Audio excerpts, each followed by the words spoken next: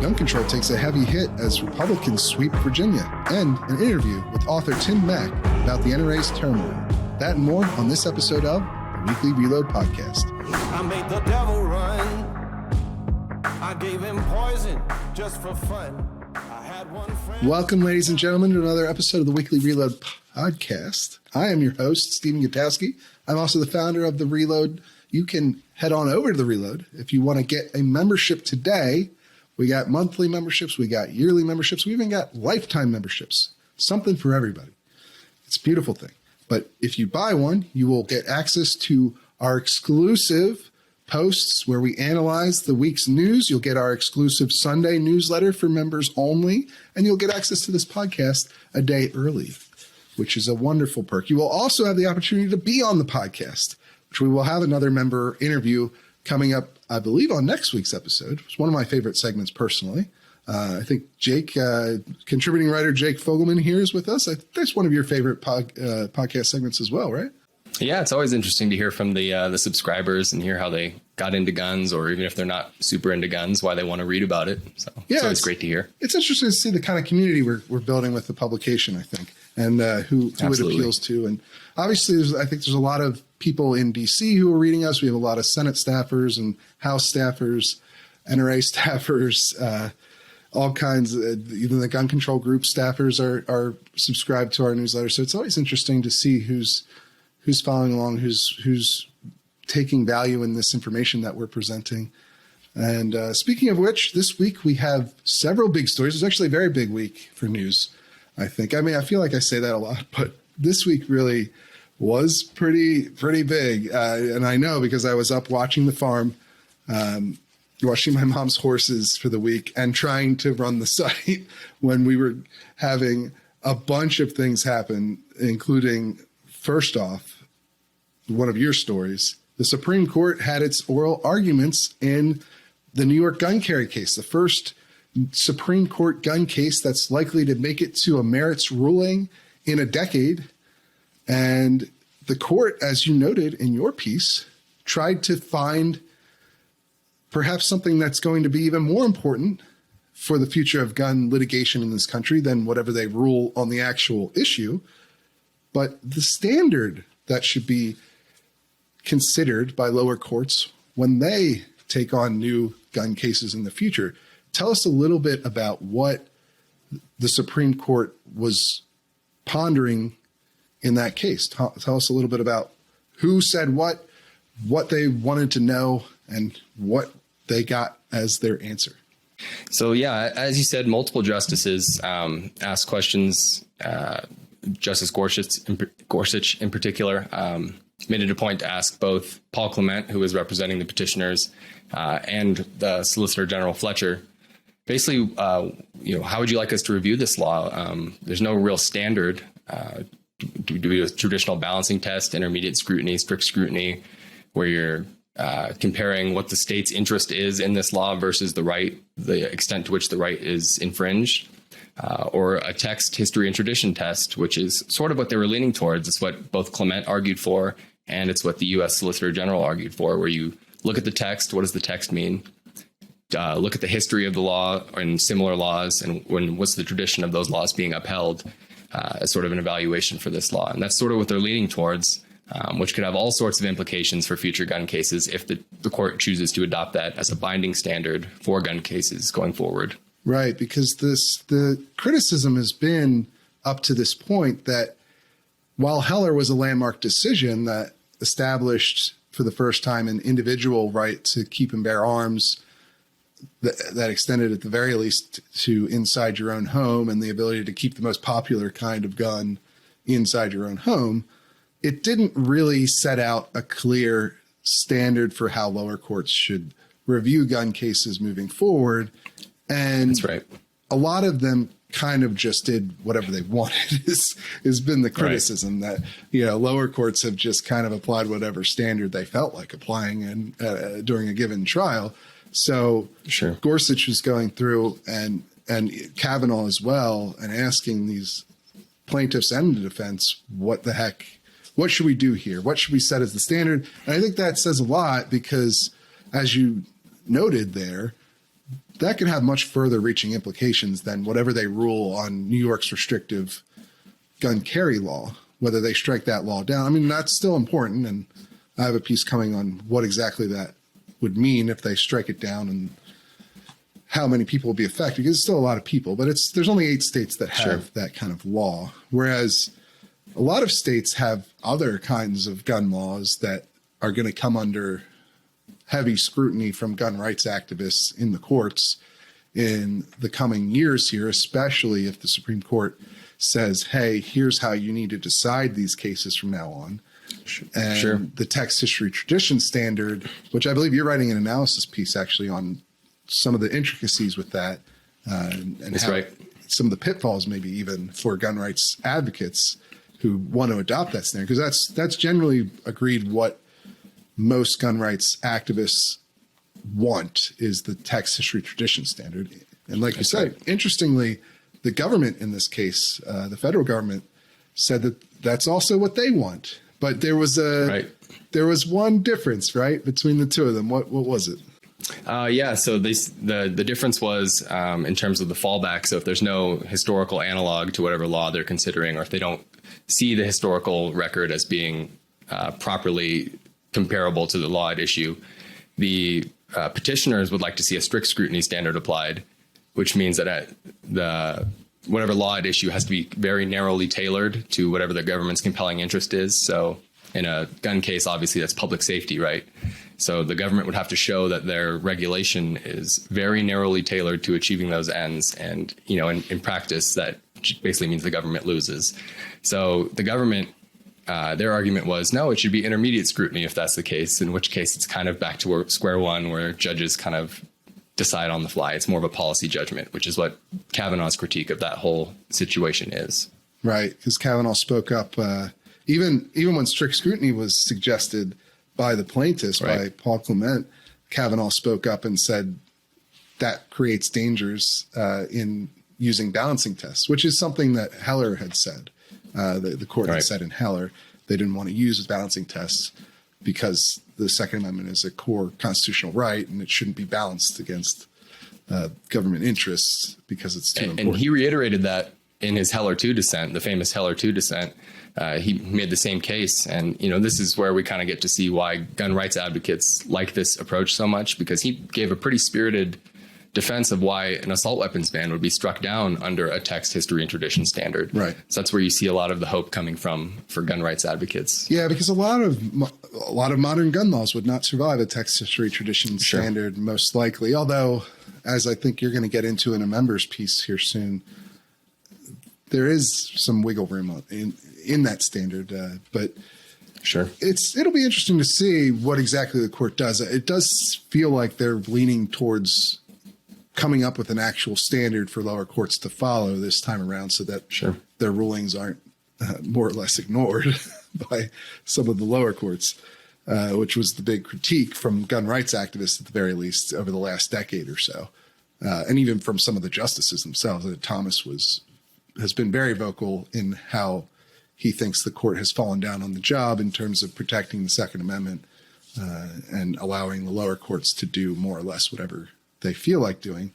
But we also had another big story, right? The Virginia elections. We had a number of elections that came out this week on Tuesday that were decided. And in Virginia, in particular, we had some fairly surprising results. I mean, we had some surprising results in New Jersey as well, although the Democrat incumbent there ended up holding on just barely to his seat, or to his governorship, I guess. But in Virginia, Republicans swept everything. They took the governorship, the lieutenant governorship, the attorney general's seat. They took back control of the House of Delegates as well. And this has major implications for gun control and gun regulations inside of Virginia, right? So I wrote a piece on that, talking a bit about the coming consequences of that election, of what impact that's going to have. And I think it'll be interesting to see what actually comes of it beyond the basic. And the basic is there's no chance that an assault weapons ban is going to pass in Virginia anymore. And I think that's actually a very big deal, because you had several years there where it went from really, there was a real possibility that confiscation of assault weapons, of, you know, so-called assault weapons, of things like AR-15s, AK-47s, and other similar rifles could actually be confiscated and taken from people by, you know, or at least people would be made into felons if they tried to retain possession of these guns, which is, again, you know, I think that's pretty fair to call confiscation, even if there isn't. Long way of saying confiscation. Right. Even if there isn't a literal plan to go door to door to take guns, if you make them illegal to possess, the people either have to give them up or become criminals. So that's confiscation, I think, in any fair reading of it. But that was a real possibility in Virginia. That was something that Terry McAuliffe, the gubernatorial candidate, the Democrat who lost, actually had supported at the time, several, you know, back in 2019 when Democrats were running for, well, Democrats retook control of all branches of the Virginia state government. And so I think that's the major takeaway, is that you went from a situation where an assault weapons ban was openly discussed, and it actually passed the House of Delegates. Now, it passed in a watered down version in 2020, but now that's off the table completely. There's no way that's getting. Now you have a lieutenant governor whose campaign signs was her holding an AR-15. So I think, you know, it's safe to say it's not going to happen. Yeah, I think that really gets to the level of the turnaround. You went from a very serious discussion over whether or not the state government was going to literally confiscate AR-15s to having the lieutenant governor run on the fact that she likes to shoot AR-15s and had pictures of her holding one on her campaign merchandise. So it's definitely a swift turnaround. It's definitely something that has a big impact. But at the same time, what I think people need to remember, and I wrote an analysis piece on this that people can check out if you're a Reload member. Again, if you're not, you can head on over to thereload.com and buy a membership today. It's $10 a month or $100 a year. If you notice there, that math means that you get 2 months free if you are to purchase a yearly membership. It is our most popular membership option, probably because of that reason, I would imagine. And then it's $1,000 for a lifetime membership, which is really something that we couldn't survive without the support of our co-founding members and our lifetime members, who really give us the cushion to keep going while we expand our membership to become a sustainable independent publication. But anyway, on the site, if you are a member, you can read that analysis where I talk about what's at stake beyond just the fact that there will almost certainly not be new gun control bills passed through Virginia, because you do have the collection of bills that the Virginia Democrats were able to pass in 2020. They could not get the assault weapons ban because of opposition from moderate Democrats in the Senate after a huge grassroots campaign that spread through the entire state. There were 90% of the state's counties became Second Amendment sanctuaries during this time period where Democrats were passing these gun control bills and trying to pass the assault weapons ban. So the assault weapons ban was affected by that. It didn't pass, and it wasn't even brought up again in 2021, but Terry McAuliffe had promised to resurrect it if he had won the governor's race, so he didn't win, and so now it won't be resurrected. But you do have, there were 5 bills that did pass in 2020, things from one handgun a month restriction, which is actually quite rare. Virginia is one of the only states that has that now.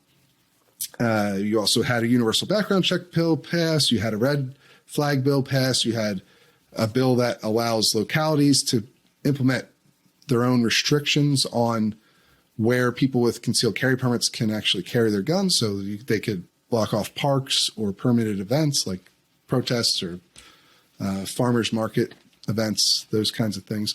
All of those are still in effect. And one key point to remember is that Republicans flipped everything except for the state Senate, because the state Senate is not up until 2023. I think it's called the House of Burgesses in Virginia. So this is the Old Dominion here. We have a wonderful fancy old word for the Senate. And so that's still controlled by Democrats by one vote. And, I don't know if they're going to go for overturning things they just passed a year ago. It seems unlikely to me. So we'll have to watch that and see exactly how it comes out. I don't know. What do you think? What do you think they're going to? I don't think it's likely. The Republicans were able to take control, but by running sort of a moderate campaign, I don't see a real push for serious gun rights legislation happening. But at the same time, maybe Democrats might want to go towards the center, and maybe they're willing to move on some more moderate bills. Maybe the election has changed their point of view. I think they probably would be more open to passing moderately pro-gun bills or reforms to the bills that they just passed. I think it's less likely that they're going to be willing to outright repeal the things that they just voted to pass a year ago. Sure. But sure. I could see them passing modifications to those things, maybe added protections for the red flag orders. People subject to the orders, they get more rigorous protections of their rights. You could see maybe some more exemptions for concealed carry holders. Maybe the universal background check requirement for private sales doesn't apply to people with concealed carry licenses, something like that could pass. Where does the reciprocity stand at the moment? Is that something that could be affected by a new attorney general? Yeah, you could see that. Certainly the previous attorney general, Herring, had unilaterally removed all reciprocity deals with every other state at one point, but then Virginia passed a law in response to that made the state recognize every other state's permit law. But gotcha. You have seen places like Pennsylvania, for instance, revoke the reciprocity deal between Pennsylvania and Virginia. So now if you have a Virginia permit, if you're a person who, say, lives in Virginia and travels to Pennsylvania often to watch their mother's horse farm, that might have an effect on you, because now you can't carry in Pennsylvania without getting a non-resident permit from Pennsylvania, because your Virginia permit is not good there, thanks to this reciprocity deal going away. And so you could see the attorney general come in and try to make a deal with Pennsylvania's attorney general. Well, at least I would expect that he would have more interest in doing something like that, and maybe doing the same in other states as well. We'll see.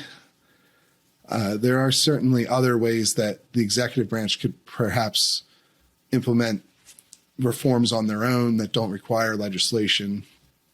But as we saw with, you did a piece on Joe Biden doing something like that this week as well, with ostensibly suicide effort. Yeah, prevent suicides.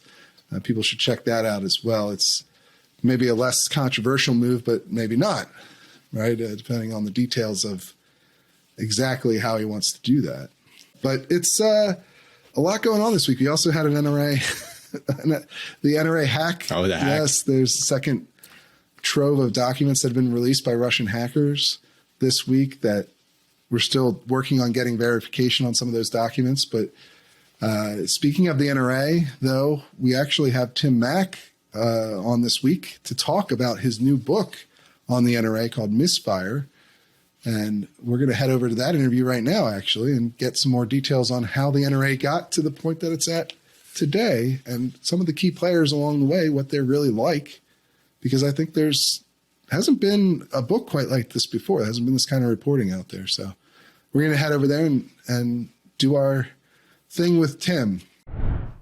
All right, I'm here with Tim Mak, an NPR investigative reporter and the author of a new book called Misfire that details the NRA's recent struggles, how it got itself to the place that it's at today, and all of the personalities as well that were involved along the way, the key players. Tim, can you tell us a little bit about yourself for the people in the audience who might not have read your reporting before? Sure. I'm a reporter for NPR. I mainly specialize in political investigations. In the past, I'd written and done reporting for other outlets like the Daily Beast and the Washington Examiner, as well as Politico. I've been writing about the NRA for a period of years. Maybe not as long as Steve has been, but a little bite of time. Well, actually, I think we met at the 2019 annual meeting, which actually you chronicle in this book in one of the chapters pretty thoroughly. We were both at the members meeting when that blew up, and there was all kinds of crazy consternation. That's actually really, really good chapter in this book, frankly. But you've been reporting on it for a while. So have I. And I have to say, like, going through this, reading it, I actually listened to it on audiobook. There's a really good audio book copy of it. Very well done. It's not your voice, sadly, for the listeners. But I thought it was really well put together. Very, very nice production for the audiobook. But I was coming back from the farm. I was taking care of my mom's horses this week. And on my way back, I listened to the rest of the book. And I think that it's probably the most comprehensive account of what happened inside of the NRA that led up to the point where now there's a very realistic chance they might not exist in a couple of years because of this lawsuit out of New York, because of all the things that happened that you chronicle in this book. Can you tell us just a little bit about the reporting process that led to this? Sure. So this is the result of more than 120 interviews over a period of years, as well as thousands of pages of secret court depositions, as well as internal NRA emails and private NRA documents. Now, I mentioned the court depositions in particular, because if you look in the endnotes of this book, you can see just how much of a backbone they are to the rest of the reporting throughout the story, right? Yeah. As you know, Steve, court depositions are really the kind of gold standard of evidence in a lot of ways, because you have senior NRA officials under oath describing what happened, who was there, what they said, what the room was like even. And I use that to bring color to a lot of the stories about what happened behind the NRA. Yeah, absolutely. I mean, for myself, and obviously there's some criticisms that I have of the book, and we'll get into that in a little bit, but sure. I do think that it really is the best place that people can go if they want to understand what has happened to get the NRA to the point that it's at today. And the major personalities that were involved along the way, the key players, people like Wayne LaPierre and his wife, Susan LaPierre. I don't think there's really been a comprehensive look at their personalities and what they're like, who they are, how they operate. And this is really the first time I've read something where my understanding of them, and I've met Wayne a couple of times, he's literally run away from me at points during board meetings where he doesn't want to, or at least his handlers didn't want him to answer questions from me. He was literally ushered into a kitchen to avoid talking to me at one of the board meetings. But this account that you've put together really fits everything I've ever heard about Wayne and experienced in person, as far as his personality and how he actually is in person, which is very different from what you see on TV or when he's giving a speech at, an annual meeting or a board meeting. And I think that that's one of the top things that you go through in here is sort of developing these personalities and how that impacts the way that the NRA is actually run. But what was so great about it is that, Steve, you and I have been steeped in a lot of these issues, right? And we know the players, at least on the surface. But going into this project, writing a book about the NRA, to most people, it's a black box. The NRA is very tight-lipped and you don't really learn a lot about people and their personalities outside the organization. It's in many ways a kind of very secretive organization. And so one of my interests in writing a book was to pull that curtain back and give a little exposure and color to not just the personalities and the characters, but also what they're like as real human beings. And what happened behind the scenes in these rooms, conference rooms and hotel suites and things like that, where a lot of these big decisions were made. Yeah. And as you said, the endnotes here, they're very extensive, which as a reporter, I very much enjoy, because a lot of political books that you see come out are really just kind of very long opinion pieces. And that's not what this is.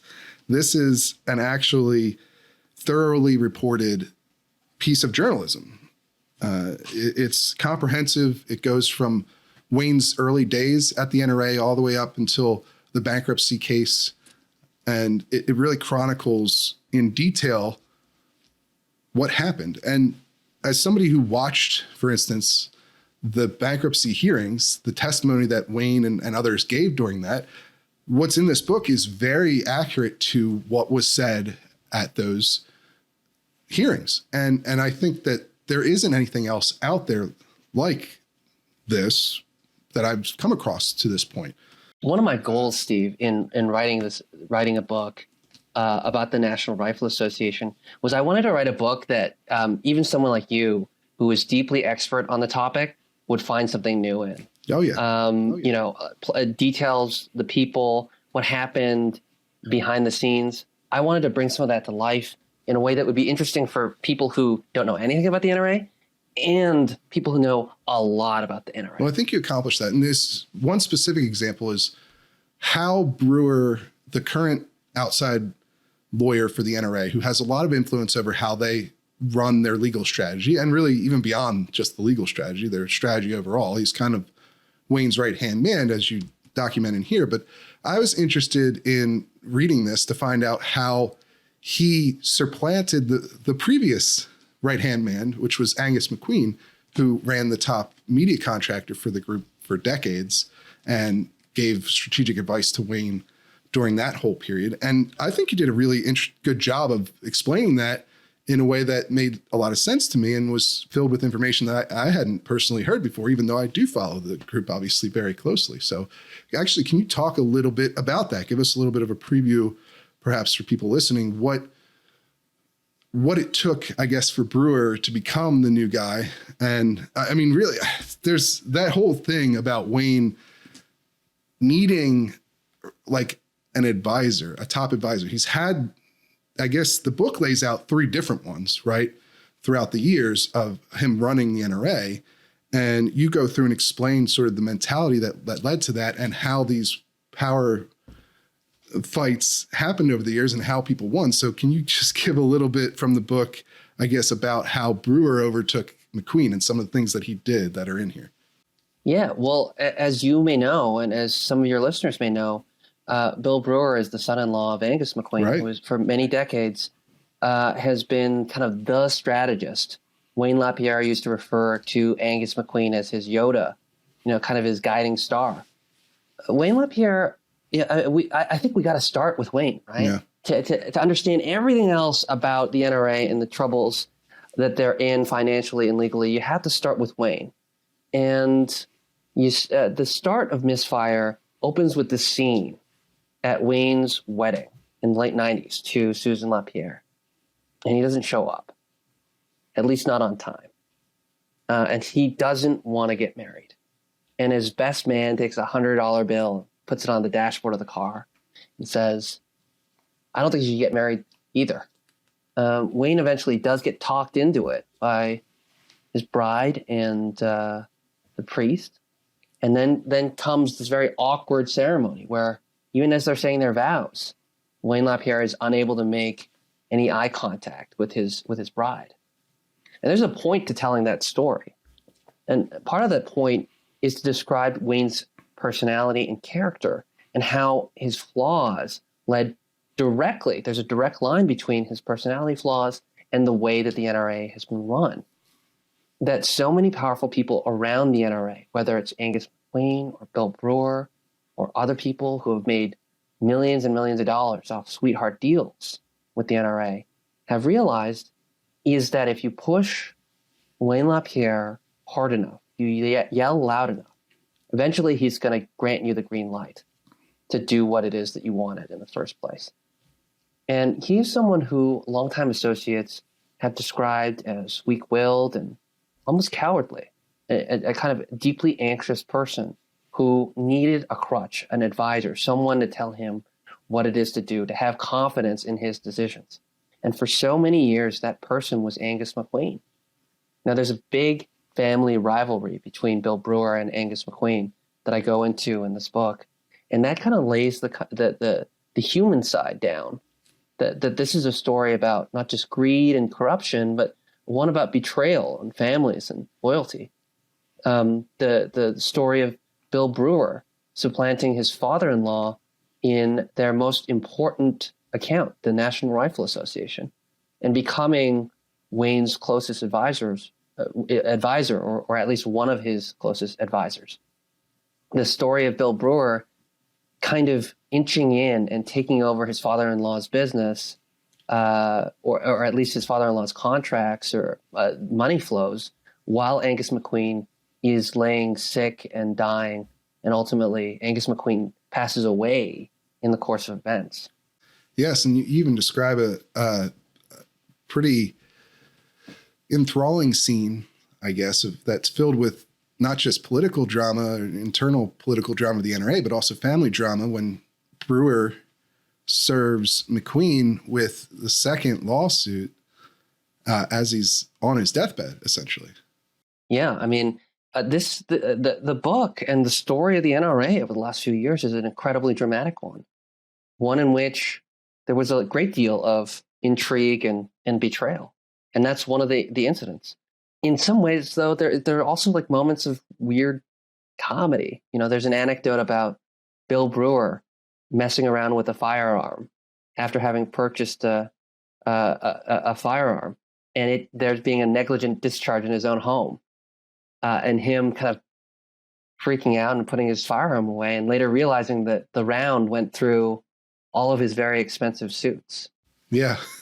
Yeah, Brewer is a pretty fascinating figure in this whole thing because he's really not the kind of guy you might expect to be the top legal strategist at the NRA, because he's not a gun guy.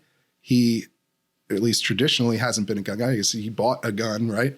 Which he apparently didn't know how to use, according to that anecdote. And then he's also been a longtime Democrat who's donated to Hillary Clinton and Beto O'Rourke over the years. And now he's taking in tens of millions of dollars a year from the NRA for its legal expenses, and basically is the right-hand man advising Wayne LaPierre on what to do with the organization on all fronts now. It seems like a significant way he's really ingrained in the running of the organization. And that's really a fascinating part of the book, is just how he came to be that role. And I guess it stems quite a bit from Wayne's concern about what the allegations of corruption and financial impropriety could result in for him personally, right? Can you talk a little bit about that section, about Wayne's feeling about how the way that he has run the organization and the sort of personal expense issues he's run into have led to a point where now he feels perhaps backed into listening to Brewer over anyone else because he fears there's going to be some significant legal consequences for him. Yeah, I feel like this is, a great example of why it's so important to understand the personalities and the characters of people in order to tell the story of why things happen, right? And so, if you talk to folks who've known Wayne LaPierre for decades and decades, they describe this certain reaction that he has of self-pity that's so predominant, along with anxiety, that's so predominant that when, school shootings happen, for example, his first thought isn't about the victims or even about his organization that he leads and the strategic decisions he's got to make. It's about himself. It's about his own safety, about what's going to happen to me. This is going to be so bad for me, the fallout of the school shooting. I just, and that's kind of the way Wayne LaPierre is. And when it comes to these allegations of corruption, they've been well documented, as you know, in court and in court filings, millions of dollars in private jet travel, trips to the Bahamas and Italy, lavish dinners. And as has been repeatedly said, 6 figures in suits for Wayne LaPierre. from a luxury Italian men's. Yeah, actually, there's a funny boutique anecdote in the book about that you kind of say something in here that I've always thought, which is the justification for those suits, right? Is that he's the face of the NRA and he has to go and do media to represent the NRA, right? But he very rarely ever does that in reality. He doesn't do a lot of TV interviews. He doesn't do a lot of interviews, period. So, I just thought that was something that was in here that really struck a chord with me, because he's never sat down for an interview with me. And he's never sat down with an interview with a lot of people who've asked. Well, I mean, it's easily Googleable, right? You can Google and see how often Wayne LaPierre has appeared before a camera for an interview. Yeah. And by the way, he's always welcome. I don't think you'll find many. He's welcome to come on to the podcast. I'd be more than happy to host him to respond to the book, even to your book. But and I'm sure you'd be more than happy. Am I invited for that episode too? Yes, we'll have a whole roundtable. Yeah. So the point of my telling these stories about his characters, they actually have, I mean, it's not just us watching this disaster unfold. There are actually real world consequences to it. And, Wayne LaPierre, it's been testified in court, has told close associates that he's worried that as a result of all these allegations and the millions of dollars of, there's no other way to put it, corruption, that he could face personal liability as a result of that, and potentially personal criminal liability. And he expressed to friends that he's worried that he could go to jail as a result of some of the misconduct at the NRA. Sure. Although I will point out, and this is one of my criticisms of the book, right? That anecdote comes from Tony Makris, right? Who said that Wayne told him the reason that he keeps Brewer around is because because he thinks Brewer is the only one who can keep him out of jail.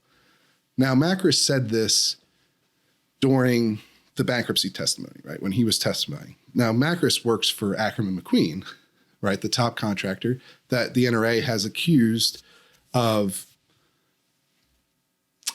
doing basically their own corruption, taking, charging them lots of money and not keeping books to indicate what they're being charged for, which is how they operated basically for 30 years. That was the kind of relationship that the NRA and Ackerman McQueen had. But this came out as part of the whole fight after the big breakup that they had. So Tony Makris obviously has ulterior motives, or he has his own motivations for why he would say something like this. And this is one thing in the book that I wonder about, is like you quote a lot from, Josh Powell, Chris Cox, Tony Makris, Oliver North, and they're painted. I don't think that you cover up their own interests. Obviously, you talk about that, and in real light, you talk about North's contract that he had with Ackerman McQueen, because we haven't gotten into it yet on this podcast. But North was the former president who accused Wayne of these extortions, sorry. North accused Wayne of basically using NRA money to pay for his own personal expenses to the tune of tens of millions of dollars, right? Which is, we've had a lot of reporting on that over the years now. And then in response, Wayne accused him of trying to extort him to retire. And you go over that very detailed and accurately in this book. I just wonder if, when I look at this situation, I guess my point here is, I see a lot of people who have all kinds, they all have problems. They're all a bit corrupt. They're all a bit rotten. Some more so than others, perhaps. But I wonder if you rely too much on what North is saying, or the version that Josh Powell puts forward, or the version that Chris Cox puts forward, and just give them too much credence because they obviously have their own ulterior motives when they're talking negatively about the NRA or Wayne LaPierre or Bill Brewer, right? So how do you deal with that conflict there? No, I mean, I appreciate your skepticism, right? Anytime you're doing a reporting story, you got to weigh, what are the motives of people? Why are they telling me what they're telling me? To what extent can I check it with other sources? These are the basics with with journalism and investigative journalism in particular. Now, while I didn't interview Wayne LaPierre for this book, I did have hundreds of pages of him answering questions from lawyers and trying to explain his point of view. Having read all those pages, having read Oliver North's side of the story, having read Millie Hallow's side of the story, and many other players in this saga, you kind of have to make an assessment about what it is that happened. And Wayne LaPierre's explanations for the misconduct that happened at the NRA were the least compelling and were the least convincing. That he says, for example, that he didn't know that a lot of this stuff was happening. Well, if he didn't know, he kind of wove it into his habits to make a point of not knowing what was happening inside the NRA. And there are a lot of different occasions in which it's been shown that he did know what was happening inside his organization. As the CEO and executive vice president, he has a responsibility to know. But what you see repeatedly in public comments that you've seen, Steve, and other documentation that I've seen is him trying to pass the buck. He didn't know. Well, he should have. In a lot of cases, he should have known. Yeah. No, I mean, I think that's a fair assessment. I don't think that the picture you paint here is inaccurate, right?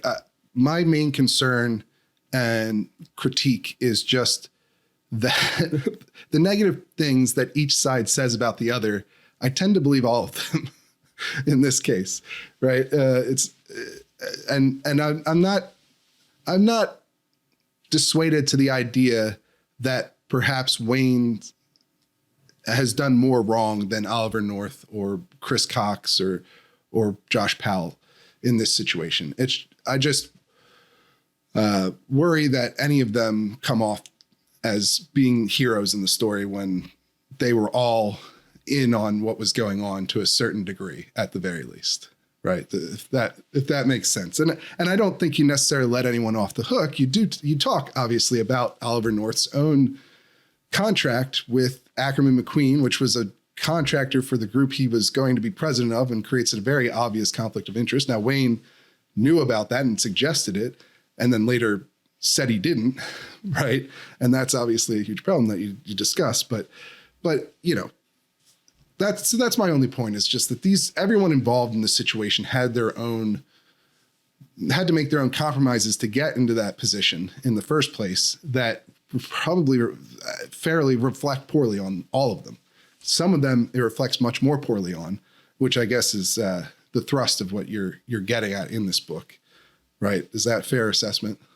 Yeah, I think what I'm trying to do here with Misfire is pull the curtain back and give the public the best view inside the organization that has been written to date, and I think I've given it my best shot here to try to give color to some of the names we've heard about, but really describe what motivates them and explain in detail what were the turning points for the National Rifle Association over the last decade. Yeah, and I think you accomplished that goal. In my personal opinion, because one of the things that's so hard to talk about sometimes when you're deep into this, because it's just there's so much that's gone on that, like, even in this podcast here, it's hard to like establish, okay, who's Millie Hallow, right? You mentioned her. She's a key player that we're probably not going to have time to dive into everything that happened with her, but you do in the book. And that's what I really like about the book, is that I can point somebody who wants to know the ins and outs of how the NRA got to the point that it's at today, and who were the key players, and what are they like, and what were their motivations, and what led them to the places that they went.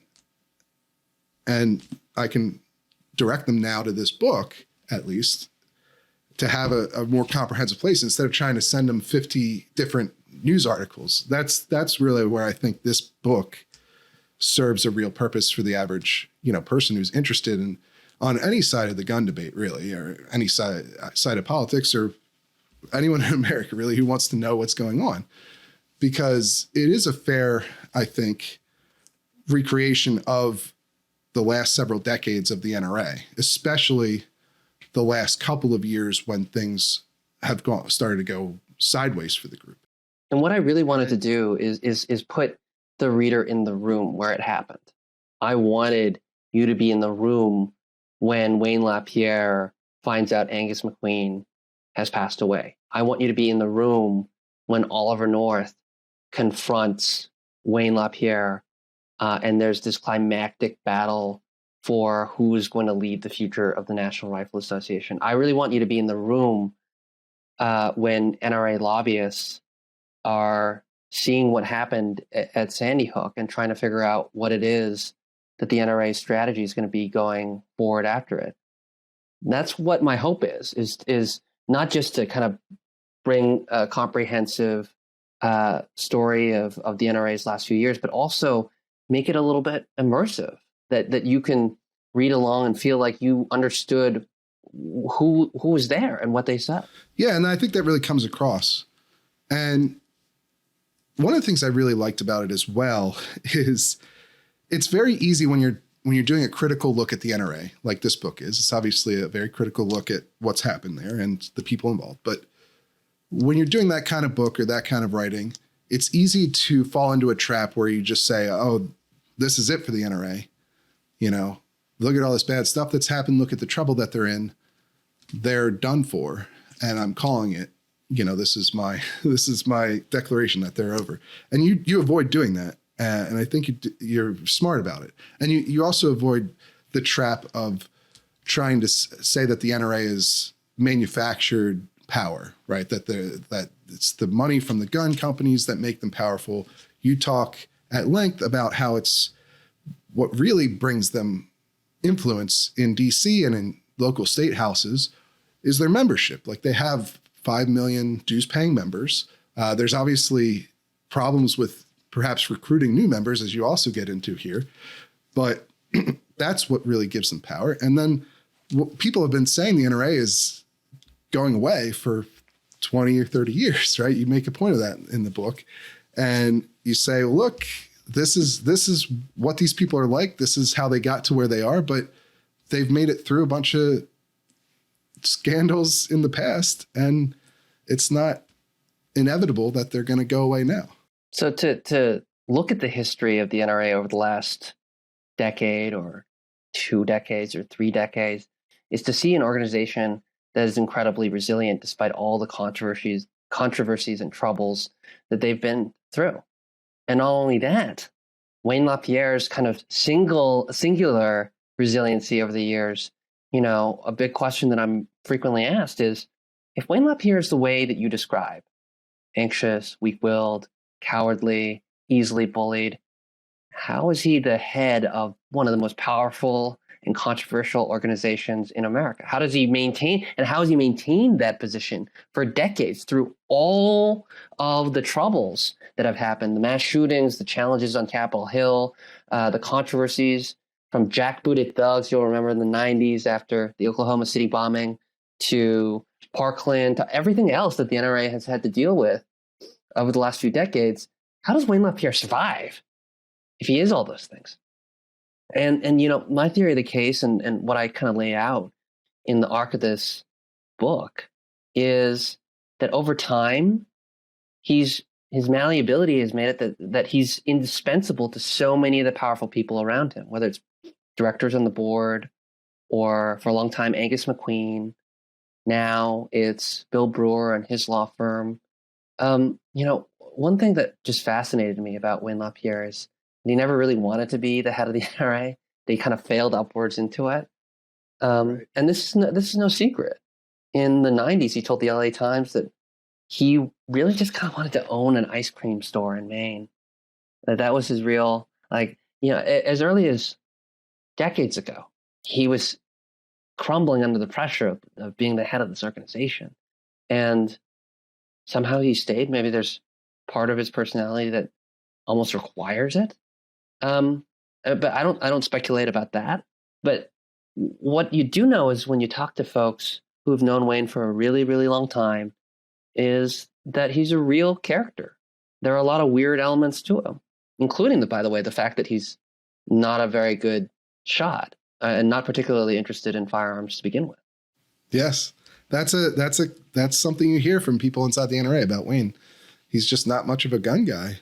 Not that that's necessary, I suppose, for his position, although obviously you might imagine that the person who's led the NRA. You might imagine that the head of the 30 National years. Rifle Association, the National Rifle Association, might be acquainted with rifles, or at least be able to use one safely and proficiently. Wayne LaPierre, though, there have been plenty of stories about how he hasn't used them safely or proficiently. One anecdote in the book talks about how he flags someone when someone calls out to him, and that there are jokes told at NRA HQ that if people don't do well, you might have to go shooting with Wayne. And of course, you know, there's been other evidence that's been out there that builds on that base. You know, like I'm sure you've seen the video that the New Yorker published about Wayne on an elephant hunt. Yep. Part of that is Wayne takes a shot, and then you hear in the background his guide say, "I was telling you not to shoot." And then there's that scene from the video in which he tries to shoot a wounded elephant point blank almost, and misses on multiple occasions. He's just not, as you said, he's just not a gun guy. Yeah, but that's another interesting thing about the book to me, because obviously it's clearly a very critical look at Wayne, but it again doesn't fall into the trap of just saying, well, he's this weak-willed dunce who needs a right-hand man to tell him everything to do, which makes him out to be like completely without his own agency. And I think that you do a good job of like describing his character flaws in that regard, but then pointing out that, yeah, like, look, the NRA, even with all of the corruption or the siphoning off of NRA money for personal expenses, which you detail to a very specific degree in this book, even with all of that, Wayne and the NRA have managed to have, and Ackerman McQueen and even Brewer have managed to have a lot of success and managed to be effective as, you know, an operating group, even with all this stuff going on. And I think that, again, it would be much easier to just fall into the trap of saying, of painting all these things and then ignoring the reality that they are a real and very effective group, even with all this going on. Yeah, I think a sober retelling of the story requires that you take the characters and the organizations seriously, right? That it's easy to fall into the trap, like you said, of these people becoming parody. But, you know, Wayne LaPierre, for all of his flaws, has maintained his position at the head of the NRA when a lot of people have come and gone. And the NRA, for all its many challenges over the years, is still up and at 'em. And that its main asset, which is millions and millions of passionate members, remains there to be activated and mobilized. You know, it's an indisputable fact that Washington, D.C. right now, there's a Democratic House, there's a Democratic Senate, and a Democrat in the White House. And I haven't heard, Steve, I'm sure you haven't heard any very serious measures, gun control legislation, come up for debate. It's just not really being discussed right now. And we wouldn't be giving a sober analysis of the situation, discount the NRA's role in that. Yeah, that's the important thing I think to remember here is the NRA is still very popular, still very effective. And so was Ackerman McQueen when they worked with the NRA. So has Bill Brewer has been effective in a number of cases that he's done with the NRA. It doesn't necessarily, that obviously doesn't justify all of the ways that they've used NRA members' money, especially given who the average NRA member is, because I think that's one of the core things, and something you talk at length about in the book is like whose money this is that's being diverted for private jets and for yacht trips and for fancy suits and for, you know, Bill Brewer's legal expenses. These people who fund the NRA in large part are regular middle-class Americans. and it's their money that's being subject to this. Yeah, and I think, writing this book, I did over 120 interviews with folks in this space, right? The vast majority of these people are perfectly aligned with the NRA's policy goals and have been very supportive of the NRA in the past and its membership. And so one of the major reasons why people talk to me, a reporter who in past years and different times they would never talk to. I mean, NRA folks are famously tight-lipped and secretive, particularly around reporters. But one of the reasons people felt compelled to tell these stories was they had felt deeply betrayed by the direction of the National Rifle Association under Wayne LaPierre's leadership and the actions and misconduct of senior officials. They felt really very badly on behalf of the people who are contributing $5, $10, $15 a month to the NRA, thinking that it's going to be used on Second Amendment advocacy, and instead it going to private jets, lavish meals, trips, so on and so forth. Yeah. I mean, look, I understand the NRA leadership is probably not going to be very happy with this book or with this podcast interview for that matter. But it's important in my mind to keep at the center of all this the attention on the actual NRA members, because those are the people that matter much more than Wayne LaPierre, even to his telling of everything. They matter much more than Bill Brewer. They matter much more than Chris Cox or anyone else who is at the executive suite of the building in Fairfax. Yeah, and you've talked to so many NRA members. I've talked to so many NRA members, and there's a lot of frustration out there with the current leadership. I don't think I've talked to an NRA member who is gung-ho for the direction that Wayne LaPierre and other executives have taken in this organization. But there certainly are quite a few vocal people who want more transparency and accountability. And that's kind of what I've tried to bring to this book, is to try to bring a little light to what's been happening and what kind of conduct has been happening in the executive suites and among senior officials. Yeah. And I think, frankly, it's very understandable that the NRA member, the average NRA member, is distrustful of most major media outlets, of even NPR, right? But one of the key things, again, about this book is you can go and look at the notes section. It's very thorough. And you can see exactly where the information in here is coming from. And that's another reason why I would recommend this book to people, because you can read it and then you can check the facts on that are included in here. You can go and see where these quotes came from, what deposition this was in. And then people can judge for themselves how things have been going at the NRA and how things are going to go. Because you're right, I haven't heard from rank and file NRA members who have been overjoyed about what's going on with Wayne LaPierre. I've heard from lots of NRA members who think he needs to resign and won't give any more money until he does. But board members are kind of the only ones that I've heard from, really, that are completely supportive of everything that he's been doing. And you also talk about the board in this book. I mean, you really get to everything in here, in my opinion. Well, yeah, I certainly hope to. I wanted it to be more than just a series of recitations from various sources, right? I didn't want it to be just a repackaging of things that people knew. Misfire is about the stories you've heard, but never really could put your finger on it. That's what I was hoping to do with this book, is to confirm and listen to people in the NRA orbit and their stories and try to tell that fairly and accurately.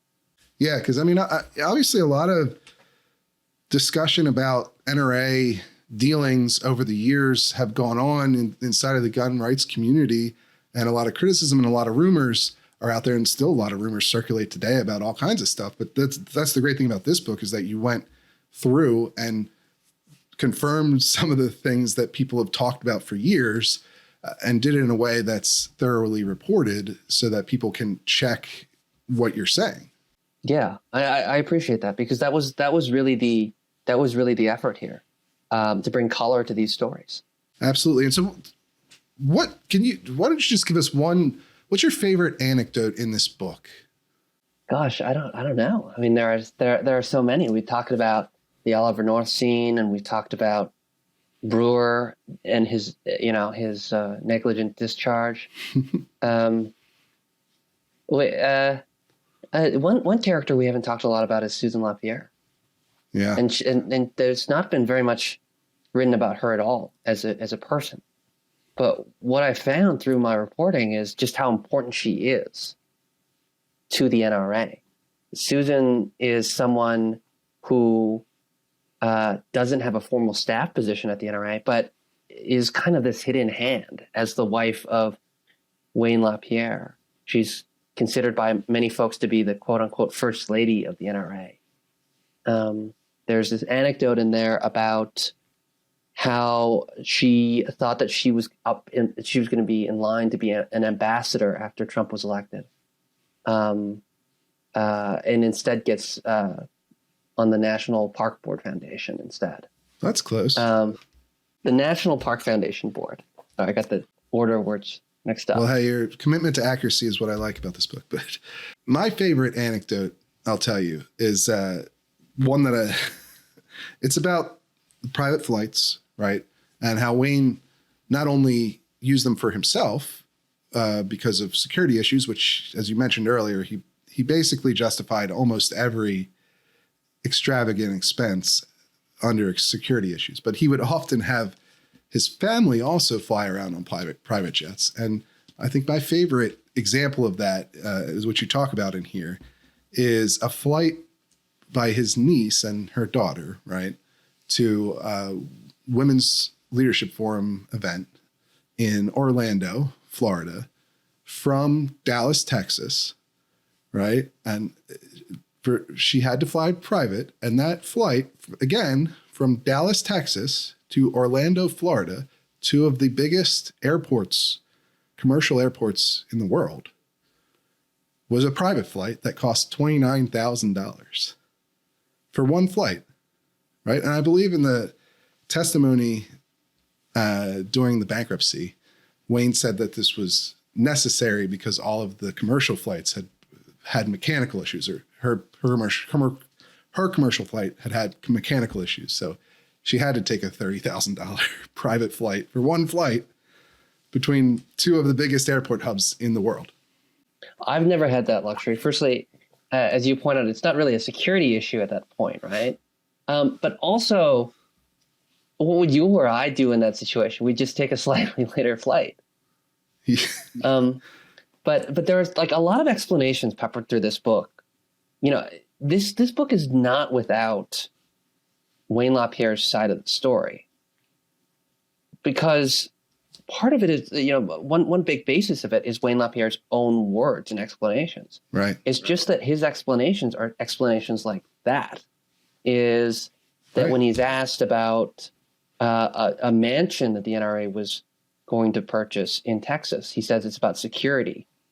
But at the same time, a golf club membership was involved in the transaction as well.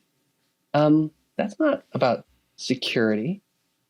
Private jets are necessary because of security. Well, how come that your family takes private jets even when you're not around? What's the threat level for Wayne LaPierre's niece? Most people did not even know the name of Wayne LaPierre's niece before a lot of this reporting came out. Right. Wayne LaPierre goes with his family to the Bahamas, saying that there's a security threat. Well, that's an interesting explanation for why you would use NRA funds to go to the Bahamas. But why would going to a foreign country to be on a yacht with a bunch of unvetted people, why is that safe? Well, what's safe about that? How does that ensure your security? Yeah. So I take at face value a lot of the explanations by Wayne LaPierre and people around Wayne LaPierre. But when you look at them and you drill down a little bit, they don't have a lot of, they're not super convincing. Yeah, I mean, he often claims not to know anything that's going on, and he often claims that all of his extravagant expenses are because of security needs that don't really make a lot of sense. The yacht is another one where he had to go on one of the NRA's top vendors' yachts for free because of security issues, even though he hadn't nobody vetted the other passengers on the yacht. in any way. So there's a lot of stuff like that. And yes, you do include his literal answers, because again, that bankruptcy forced him to testify to a lot of this stuff. And you also have private depositions that you were able to obtain for the book. And so his point of view is in there. It's just, whether or not people find that convincing is another question, I guess. But I really appreciate you coming on. We've taken up a lot of your time, so I know you probably got other interviews to get to, but where can people find the book if they want to read it themselves? Well, you can find it at pretty much any major online bookseller. If you're interested in it, it's called Misfire: Inside the Downfall of the NRA. And it's by me, Tim Mak, Timmak. Last name's M-A-K. And if you just type that in on your online retailer or go to a local bookstore, which I support, you can find Misfire. Or on Audible, like I listen to. Absolutely. All right. Well, thanks, Tim. Thanks for coming on. Perhaps we'll bring you on again in the near future, because I think you're one of the top reporters on this beat. So I appreciate you. Well, Steve, I don't think there's going to be any shortage of NRA news coming over the next year. You've been on top of it. And you're one of my go-to reads, as you know. I mean, I'm constantly reading your stuff, and I love what you've done with the Reload. Well, I appreciate that. And I wasn't joking earlier. Wayne LaPierre is welcome to come on and discuss all of this.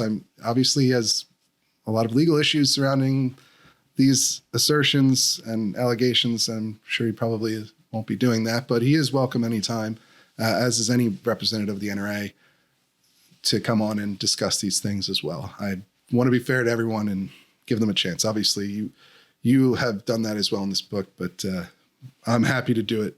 Take it above and beyond. So, all right. Thank you again. Thanks so much, Steve. All right. That's all I've got for you guys this week. Remember, if you join today, you will get exclusive access to all kinds of great reporting and analysis that you can't get anywhere else besides the Reload. We've got monthly memberships. We've got yearly memberships. Go on over to thereload.com and check it out. You will also get access to this podcast a day early and the opportunity to appear on the podcast and tell your own story. But until next time, I'm Stephen Gutowski, and I will see you guys again next week.